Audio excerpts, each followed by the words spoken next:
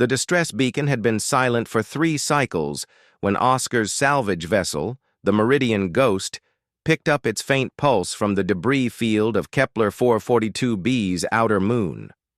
Protocol dictated he ignore it. Distress calls this old meant corpses, not survivors. But something about the signal's rhythmic pattern, almost like a heartbeat, made him alter course. The wreckage spread across 2 kilometers of frozen regolith, twisted metal glinting under the distant star's pale light. Oscar's environmental suit registered minus 190 degrees Celsius outside. Nothing lived here. Nothing should. He moved through the debris with practiced efficiency, his helmet's heads-up display cataloging salvageable components. Then he saw it. A cargo pod, half buried in ice, its emergency seal still intact. The beacon originated from inside. Impossible, he muttered, checking his oxygen reserves. He had 40 minutes before he'd need to return to the ship. The pod's lock had frozen solid. Oscar attached a thermal charge, stepping back as it hissed to life. Metal groaned, ice cracked, and the seal broke with a sound like shattering glass. Inside, curled in a corner beneath thermal blankets that had long since failed, was Orla. She wasn't human. Her skin held a faint luminescence, bioluminescent patterns that pulsed weakly beneath translucent dermal layers. 4 arms folded against her torso, 2 larger, 2 smaller. Her species, the Velkari, were known throughout the galaxy as master engineers and navigators. They were also known to be extinct, wiped out when their homeworld was consumed by its dying star 15 years ago. Oscar's scanner showed a heartbeat, impossibly slow, barely 10 beats per minute, but present. He activated his suit's emergency medical system. Status: critical hypothermia, multiple organ systems in protective hibernation, neural activity minimal but present. The AI's voice was clinical. Prognosis without immediate intervention. Death within 2 hours. Oscar didn't hesitate. He triggered the thermal rescue cocoon from his kit, watching as it expanded around Orla's frozen form. The heating elements activated, carefully controlled to prevent shock. He injected her with broad-spectrum stabilizers, hoping Velkari biology was close enough to human for them to work. "Come on," he whispered, watching the monitor. "Don't quit now." 1 minute passed. 2. The bioluminescent patterns flickered, dimmed, then suddenly brightened. Her heartbeat accelerated to 20 beats per minute. 30. Her eyes, large and opalescent like polished obsidian, opened. She stared at him, and Oscar saw fear there, raw, primal terror. "It's okay," he said softly, knowing she probably couldn't understand standard. "You're safe." But she wasn't looking at him, her eyes fixed on something behind him. Oscar turned. They emerged from the wreckage like nightmares given form. The Scrael. Biomechanical parasites that infested dead ships, converting organic matter into extensions of their collective hive.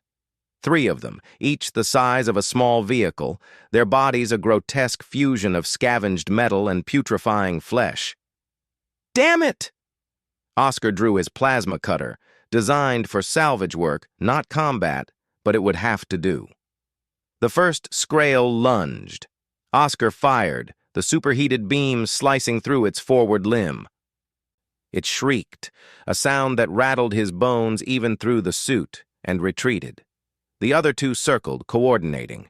He couldn't fight them and protect Orla, not with 40 pounds of rescue cocoon slowing him down.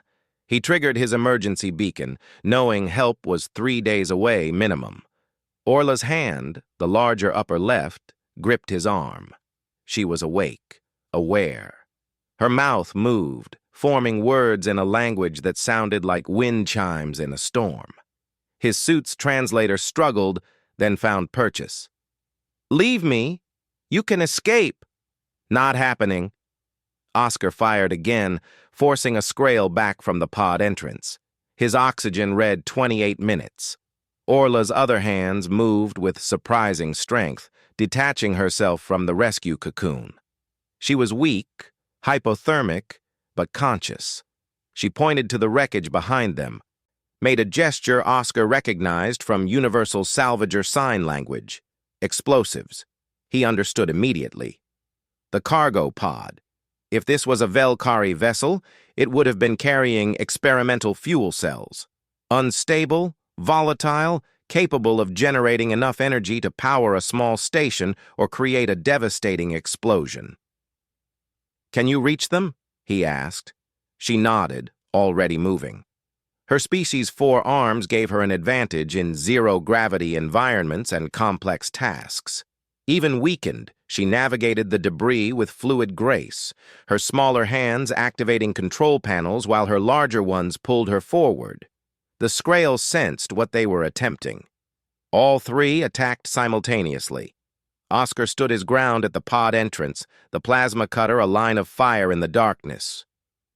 He hit one in what might have been a sensory cluster. It convulsed and fell. Another rushed him. He dodged, the creature's momentum carrying it past, then fired point-blank into its core. It collapsed, twitching. The third Skrae'l was smarter. It climbed the wreckage above, positioning itself to drop onto Oscar from behind. Orla's warning cry came too late. The creature landed on him, crushing him to the ground. His helmet cracked. Not breached, but damaged. Oxygen hissed out. 18 minutes. Then light exploded across his vision. Pure, brilliant blue light. Orla stood atop the wreckage, her entire body glowing with bioluminescence so bright it hurt to see.